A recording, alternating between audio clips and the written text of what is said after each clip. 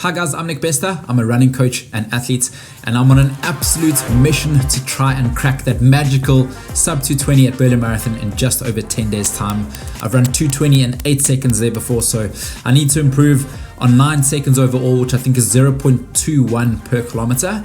And this video is all about training updates. Have I done enough to get there? A full, open and honest review of my training, what I've done right, what hasn't quite gone according to plan, and hopefully there's a few bits and pieces you can pick up from today's video that'll help you with your training going forward too. But before I get into that, I just want to mention that, and I've said this before, that anything can happen on race day. When it comes to marathons, there's like 1,000 variables, and for you to execute your best marathon, all 1,000 variables need to click, which is extremely rare. So it's important to enjoy the process. I've loved the process. I think, you know what I always say, if it's not sub 220, then it's not the end. And even if it is sub 220, then it's still not the end. But even though training can be relentless sometimes and grueling, I've absolutely loved the process. And I'm honestly just grateful to have another chance at cracking that 220. Okay, so remember, this is my 7th attempt at a sub 220. And whilst I've averaged 221 over my last 6, I've had to do something different in order to find those extra few minutes.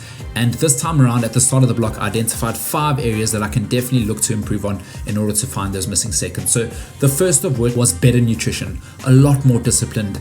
You know, there's been a couple of cheat meals, of course there is, but just trying to eat a lot cleaner, a lot more of the time. Number 2, more heels and more elevation within training. And having moved to Winchester 5 months ago, it's the first marathon build that I've done completely in Winchester, so outside of London, and naturally there's a lot more heels here, so that elevation has come in and I can feel that I'm stronger from those heels for it. Number 3, more strength and conditioning. I think in my past few attempts, I've faded a little bit towards the end, and that might be due to a lack of strength in that latter stage. So I've really placed a big focus on strength and conditioning, weighted session once a week, a lot of body weighted stuff, pretty much almost every day, and then a lot of mobility, plyometric stuff, a lot of box works, explosive stuff that I don't usually do. Number 4, this is my longest training block. Remember, my training blocks are usually around 8 weeks. My Manchester one, my most recent one, was 6 weeks. So this one's a 10-week block, so an extra 2 weeks. Is that going to play in my favor? Let's see. And then finally, number 5, not overcommitting myself. I'm a yes guy. I say yes to everything, and I'm the type of person that thinks that they can just fit in everything in a day, and I try until I fall short. So I think, you know what, in order to really try and get the most out of this race, I've had to prioritize training, which means saying no to a few other bits and pieces and sacrificing in other areas in order to give as much love and attention to my training as possible. Okay, so let's touch base on a few things that have gone really well this block, and then a few things that haven't after this. So I think first of all, mileage has been really good this block. I've averaged 153 kilometers a week, which is around 21.8 Ks a day. Can you believe it? More than a half a marathon average a day. So if I did a half, that would be below the daily average. When the margins are fine, you're pushing those limits. But like I've always said, mileage isn't the be all and end all. And when I was a sub 225 marathoner, I wasn't smashing out big weeks. But what I've realized is that when the margins get super fine, especially at the higher end level, that mileage does play quite a big factor. So having said that, we cannot slack on quality. So I've really tried to get those quality workouts in, smashing that marathon pace, smashing sessions at faster than goal marathon pace, and just keeping that quality there whilst maintaining those big mileage weeks. Then apart from that, a couple of the shorter distance races went really well. So I did a 10K pretty much halfway through the block in around 31:20 something, which I was very happy with. As was in pretty much peak training. I think that week was about 175 Ks. So to be able to get that leg turnover was great. And then I followed that up with one of my best sessions as well, a 5-4-3-2 1 kilometer session. So that was just all around a solid day and just a step in the right direction. I felt good after that day. And then looking at more recent stuff, I've raced the 5K and I ran 14:48.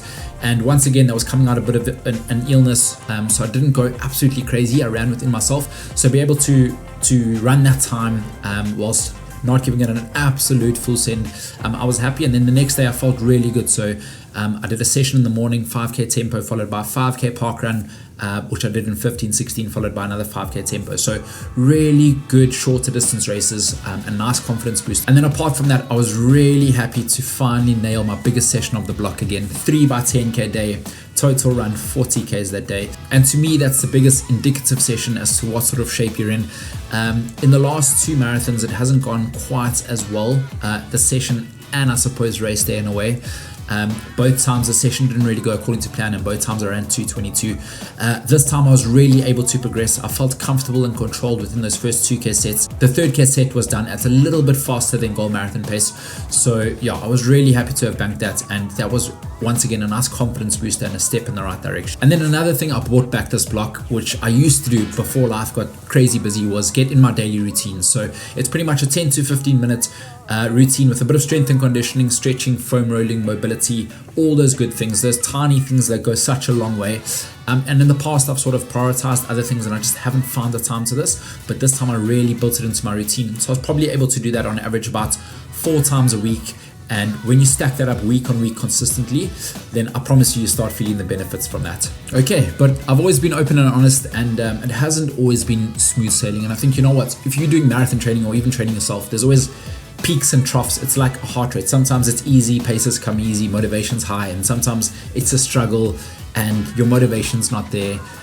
Thankfully, motivation's been there this block. But one thing that I really struggled with was getting smashed by an illness. So yeah, my nutrition, I'm trying to be as clean and healthy as possible, taking in vitamin C, immune booster. You know, I'm under no illusion that if I do get sick before race day, it'll be hugely detrimental to the race, but sometimes you can't control it. And yeah, I love my 2 little girls to bits. They're both in nursery, but as we know, parents out there with kids in nursery, those nursery germs can come back and they just have a way of overpowering any medication that we have. So yeah, with about 3 weeks to go, felt a sore throat, swollen glands, I was coughing, quite a bit of phlegm, and I knew it sort of wasn't going in the right direction. I didn't know how bad it would be. Thankfully, it only took about 1 or 2 days out of training. But then again, it sort of knocked the body in a way that there was, you know, a lot of mucus coming up, a lot of phlegm, and even though the body was feeling strong, had marathon been in that week, I definitely would have fallen short. So thankfully, you know, it happened 3 weeks out and not in race then. Now it's all about getting to the race as healthy as possible. But having said that, it did make me miss a couple of runs. I missed a couple of planned sessions that I haven't missed in previous blocks. It's not the be all and end all. I mean, this training block is 10 weeks long, so 70 days. If you miss a few days here and there, it's not the end of the world, but it's more from a confidence point of view that, you know, I haven't missed those in the past. So having missed it this time, not ideal, but once again, not the end of the world. And another thing to mention, in that week while I was sort of sick and recovering, I didn't do any of the daily routines. I didn't do any of the strength and conditioning. I just felt that my body was run down. So I thought, you know what, I'm good enough to train, but I don't want to push things too far to delay the recovery. So sacrificed on all of that stuff, which once again was not ideal.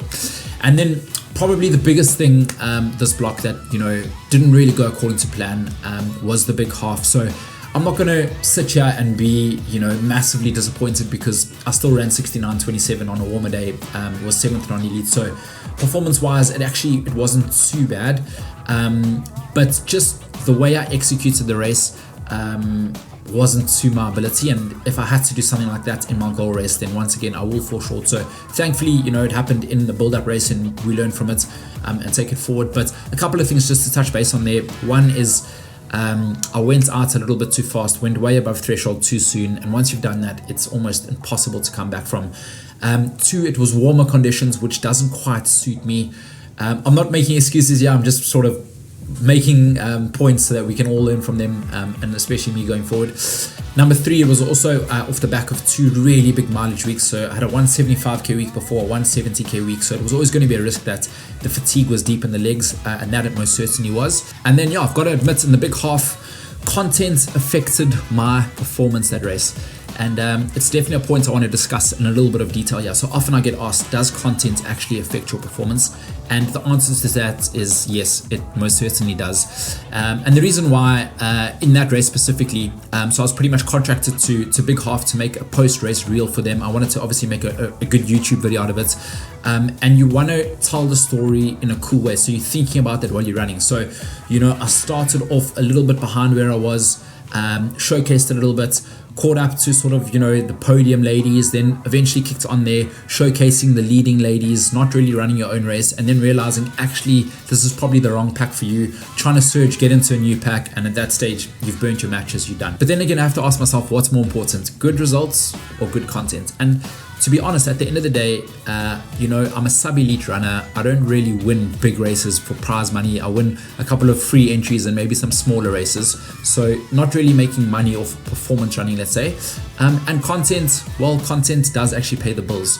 So I'll let you decide what's more important. Obviously, for me personally, sub 220 at Berlin is something that I really want, and I need to give myself the best chance. So for that reason, I will not be running with a head cam. I'm solely focused on the race, and the head cam doesn't weigh you down in any way, but what it does is it shifts your mindset. So when you're running, you're thinking about, oh my word, that'll be a cool story, or oh my word, I'm suffering, how's this going to sound in the video, or this. When you don't have that focus on content in your mind, you can really focus at the task at hand. And yeah, I'm going to be completely honest. I think if I didn't make content, I probably would have broken 220 already. When I ran 220 in 8 seconds, for those 8 weeks, I spent 6 to 8 hours every Monday editing my weekly vlog, you know, sitting at a desk. Imagine if I spent a little bit of the 6 to 8 hours trying to improve my running, I probably would have found more than 8 seconds.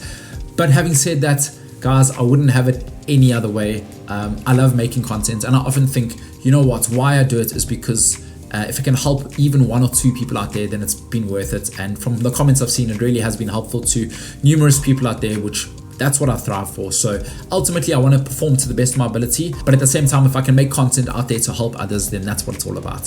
So yes, I will definitely be making a Berlin race vlog, but I won't be running with my head cam. I've got a couple of mates en route that'll be filming the race, and I'll be sure to share my insights with you. But I'll definitely do a couple of videos before then, one of which is going to be my tactic going into Berlin. How we're going to crack sub 220 this time. I want to share with you my previous race experiences, what's gone well, what hasn't, what works best for me, and together we can work out what's going to be best on race day. I'm super excited to wear my Pro Evos. I've only worn them for one 5K this year, which was probably my best performance. Those will definitely be coming out, but I need to line up as fresh as possible. Remember, this is a longer block than in the past. It's 10 weeks, which means that I need to freshen up even more than in the past, and pretty much 99.9% of the work is done now. It's about getting to that start line as fresh as possible. Conditions, they're looking pretty good. Let's pray to the weather gods for it to get cooler and cooler and cooler. And if you have a race coming up, let me know what you have coming up, and good luck. Let's go get it.